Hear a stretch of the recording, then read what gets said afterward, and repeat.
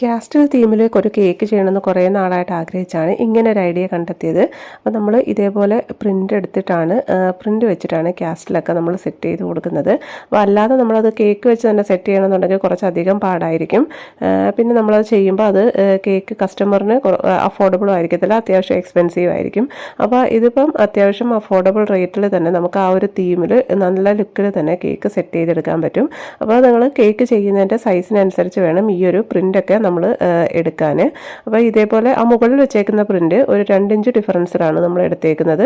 എന്നിട്ട് ഇതേപോലെ ബ്രിക്സിൻ്റെ കൂട്ട് കുറച്ച് ഡിസൈൻ ഒന്ന് കേക്കിൽ ചെയ്ത് കൊടുത്തപ്പോഴാണ് ഹസ്ബൻഡ് ഒരു സജഷൻ പറഞ്ഞത് അത് ഗോൾഡൻ കളർ ആയിരുന്നെങ്കിൽ കുറച്ചുകൂടി കേക്ക് ലുക്ക് ആയതിന്. അപ്പോൾ പിന്നെ ഗോൾഡൻ ഡസ്റ്റും ഇവാപറെക്സൂടെ മിക്സ് ചെയ്ത് ആ ഒരു ബ്രിക്സ് ഇങ്ങനെ ഒന്ന് ഫിനിഷ് ചെയ്തെടുത്തിട്ടുണ്ട്. 8 ഇഞ്ചിൽ 7 ലെയറായിട്ടാണ് നമ്മൾ കേക്ക് ഫിനിഷ് ചെയ്തെടുത്തേക്കുന്നത്. അതിൻ്റെ കൂടെ ഒരു 6 കപ്പ് കേക്ക് കൂടി സെറ്റ് ചെയ്തിട്ടുണ്ടായിരുന്നു. അപ്പോൾ കേക്കിൻ്റെ ഫൈനൽ ലുക്ക് ഇഷ്ടമായ ലൈക്ക് ചെയ്യാനും ചാനൽ സബ്സ്ക്രൈബ് ചെയ്യാനും മറക്കല്ലേ. Thank you for watching.